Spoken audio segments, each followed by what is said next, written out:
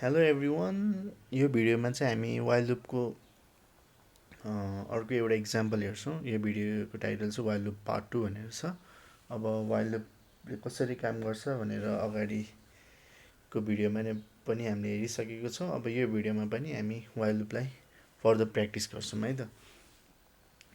अब यसमा चाहिँ हामी एउटा कस्तो इक्जाम्पल लेख्छौँ भन्दाखेरि मल्टिप्लिकेसन टेबल अफ 9 है, वाइल लुप युज गरेर 9 को मल्टिप्लिकेसन टेबल प्रिन्ट गर्न ट्राई गर्छौँ है त।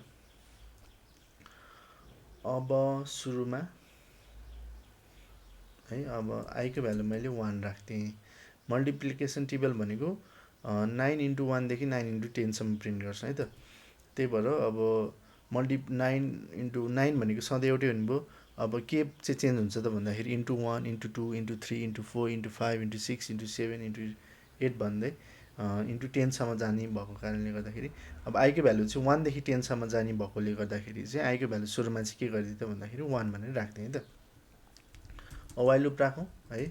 अब आई कति बेलासम्म चलाउने भन्दाखेरि यो ब्राकेट नराख्दा नि हुन्छ। अब आई भनेको चाहिँ equal to less than or equal to 10 सम्म चलाउनु पऱ्यो है। आईको भ्यालु चाहिँ कतिसम्म चाहियो त भन्दाखेरि आईको भ्यालु 1 देखि हामीलाई कतिसम्म चाहियो त 10 सम्म है। 10 पनि चाहियो, त्यही भएर के राखेको छौँ त भन्दाखेरि less than or equal to 10 राखेको छौँ। अब मैले यहाँ प्रिन्टमा के राखिदिउँ भन्दाखेरि अब के प्रिन्ट गर्नु पर्यो त भन्दाखेरि 9 इन्टु यसरी आई भनेर राखिदियो भने आईको भ्यालु यहाँ आउने भयो। ठिक छ। अब इज इक्वल टु भनेर मैले के राख्छु त भन्दाखेरि 9, ल यसलाई अर्को लाइनमा लेख्नु है त, यो एउटै लाइनमा भयो भने कन्फ्युज हुनसक्छ। मैले के गरेँ भन्दाखेरि रिजल्ट भनेर अर्को भेरिएबल बनाएँ। रिजल्टमा चाहिँ के बस्ने भयो त भन्दाखेरि 9 इन्टु आई भनेर बस्ने भयो। ठिक छ। भनेपछि आईको भ्यालु 1 हुँदा 9 1 जा 9 बस्ने भयो, आईको भ्यालु 2 हुँदा 18 बस्ने भयो, 3 हुँदा 27 बस्ने भयो है त। अब यो हामीले रिजल्टभित्र चाहिँ एउटा एफ स्ट्रिङ राखेको छौँ। एफ स्ट्रिङमा चाहिँ के हुन्छ भन्दाखेरि यो कर्ली ब्र्याकेटभित्र भएको भेरिएबलको चाहिँ भ्यालु आएर बस्छ। ठिक छ। सुरुमा हामीले एफ लेख्यौँ, त्यस पछाडि एउटा स्ट्रिङ बनायौँ है। स्ट्रिङ बनाउँदाखेरि के हुन्छ भन्दाखेरि नर्मल स्ट्रिङ र यो अगाडि एफ लेख्नुको फरक चाहिँ के हुन्छ भन्दाखेरि एफ लेखेको ठाउँमा कर्ली ब्र्याकेटभित्र हामीले भेरिएबल राख्दियौँ भने चाहिँ त्यसको भ्यालु आएर बस्छ। ठिक छ। अब यहाँ कतिवटा भेरिएबल राखेको छौँ त आई र यहाँ इजिकल टु पछाडि रिजल्ट भनेर राखेको छौँ है त। अब यसलाई प्रिन्ट गरेर हेरौँ, सरी प्रिन्ट भन्दा पनि रन गरेर हेरौँ है त।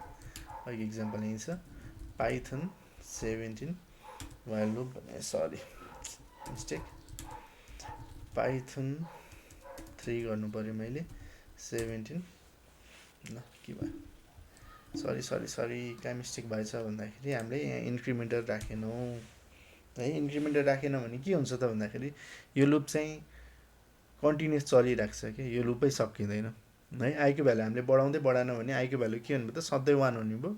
र यो कन्डिसन के हुन्छ त भन्दाखेरि जहिले पनि ट्रु हुन्छ र यो लुप चाहिँ इन्फाइनाइट रन हुन्छ है त। अब आईलाई हामीले बढाउनु पर्यो। ठिक छ। अब आईलाई बढाए पछाडि फेरि रन गरौँ प्रोग्राम। अब के आयो त 9 1 जा 9 देखि 9 10 जा 90 सम्म आयो। ठिक छ। अब कसरी काम गर्छ हेरौँ। सुरुमा ल यहाँ स्पेस राखिदिउँ एउटा। सुरुमा आईको भ्यालु चाहिँ के भयो त 1 भयो। ठिक छ। अब त्यस पछाडि कन्डिसनमा आयो 1 is less than or equal to 10 भनेको ट्रु भयो। यो के भयो त ट्रु भयो। त्यस पछाडि रिजल्ट भन्ने भेरिएबल आयो है त। रिजल्ट भन्ने एउटा भेरिएबल बन्यो र रिजल्ट भन्ने भेरिएबलको भ्यालु चाहिँ के भयो त भन्दाखेरि 9 इन्टु आई। 9 इन्टु आई भनेको कति हो त 9 इन्टु आईको भ्यालु के छ त 1 छ भनेको रिजल्ट के भयो त 9 भयो। ठिक छ। अब यो लाइनमा हो है त। अब यसले के प्रिन्ट गर्छ त भन्दाखेरि 9 9 जस्ताको जस्तै हुने भयो, इन्टु पनि प्रिन्ट गर्यो, त्यस पछाडि स्पेस प्रिन्ट गर्यो, त्यस पछाडि यहाँ ब्र्याकेटभित्र के छ त यो कर्ली ब्र्याकेटभित्र आई छ है। यो सिङ्गै भनेको आईको भ्यालु प्रिन्ट आईको भ्यालु राख भनेको हो क्या। अब आईको भ्यालु के छ त 1 छ, 1 राखिदिनु भयो। त्यस पछाडि फेरि स्पेस छ, त्यस पछाडि इक्वल टु छ, फेरि स्पेस छ र यहाँ के छ त भन्दाखेरि फेरि रिजल्ट भनेर छ, त्यो पनि केमा छ त कर्ली ब्राकेटभित्र छ भनेपछि रिजल्टको भ्यालु लगेर राख भनेको रिजल्टको भ्यालु के आयो त 9 आयो। त्यही भएर फर्स्ट लाइन चाहिँ के प्रिन्ट भयो त 9 × 1 = 9 भनेर प्रिन्ट भयो। ठिक छ। त्यस पछाडि नेक्स्ट लाइनमा हामीले के गर्यौँ त भन्दाखेरि आईको भ्यालुलाई 1 ले बढाइदिउँ। ठिक छ। आईको भ्यालु अब कति भयो त भन्दाखेरि आईको भ्यालु चाहिँ 1 ले बढाउँदाखेरि 2 भयो। अब 2 भइसके पछाडि फेरि के भयो त वाइल लुपमा आयो है।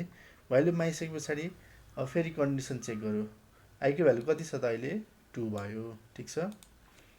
2 = ≤ 10 भनेको के भयो त फेरि ट्रु भयो।